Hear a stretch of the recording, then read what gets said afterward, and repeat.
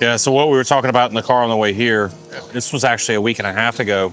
We're here at Nashville Airport, and I just have this thing where I like to get on Redfin to look at ideas for a house. We're building a new house, so I'm looking at the luxury market because they typically have really cool bonus rooms or really cool kids rooms. I'm just looking for design ideas, and so I was looking at 2.5 million and above luxury market here in Nashville, Texas or somewhere else that may be above luxury, but for Nashville, it's super expensive here. So that's kind of where the luxury market starts here.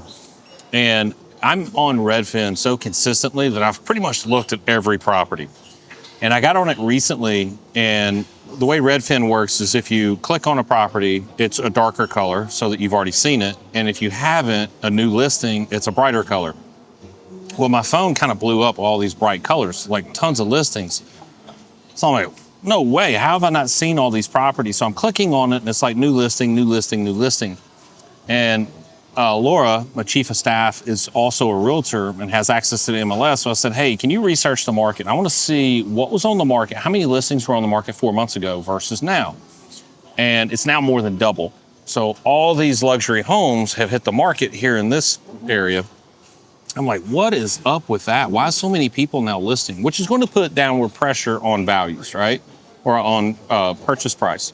Because if you've got that much inventory flooding the market, there's demand, but supply increase like that, it's going to have downward pressure. Now the buyers have much more options to choose from. So now you've got all these sellers that are competing against each other, which will bring down the price, which I have seen over the last several months where it's like price correction, price correction, price correction, or just take it off the market in general. So, we got to talking and I'm like, there's no way, it's too soon for this to be AI related. So I don't know what's going on now. What we didn't do was figure out what the concentration was from Davidson County, which is the Nashville area. Davidson County had a 40-something percent, 42, 46% price increase as far as property taxes. So it could be that a lot of that concentration came from the Davidson County, and they're just moving to Williamson County or Murray County or some of the surrounding counties to kind of get out of that blue county. It is what it is. So it could be that. But ironically, Sean and I were in the office yesterday. We were watching Fox Business, and they had an expert on talking about unemployment will reach anywhere from 10 to 20% in the next 5 years because of AI. So the AI threat is real, and I'm glad to finally see it hit mainstream media. We've been seeing it on podcasts over the last year, whether it's Sean Ryan, Diary of a CEO, or PBD, but I personally haven't seen it hit mainstream media until yesterday. There's a couple things about that number. 20% unemployment in 5 years. Potentially that 20% is too low.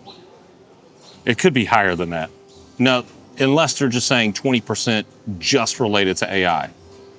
But unemployment could reach quite a bit further north of 20%. And it may not take 5 years. Now, this expert said, and I agree with this, is that new industries will pop up because of AI. It is so easy now to build things. I mean, you guys are working on it. Derek's working on it. Matt just built his AI agent. Thank you, sir.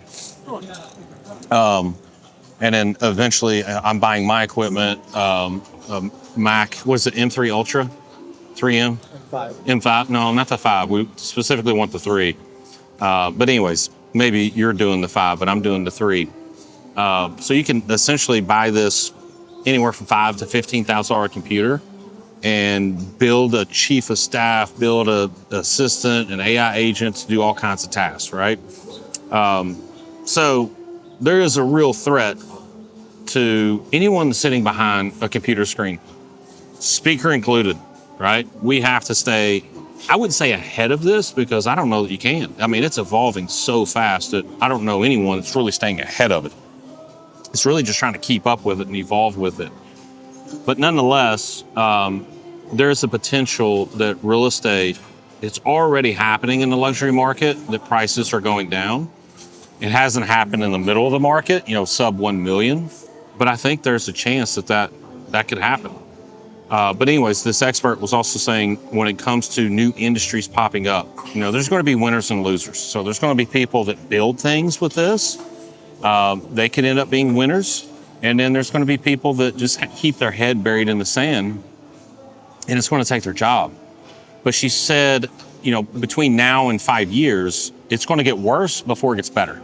Meaning it's happening so quick that it's going to essentially blindside a lot of people. And then people are going to be like, okay, I have to take this serious. I'm unemployed or whatever, and I got to start evolving with this. And then the new industries are created, and then people will have jobs in those new industries. But essentially, it's going to get worse before it gets better. So definitely scary times, but it's also exciting times too, because I was talking to a buddy of mine yesterday on the way home from the office.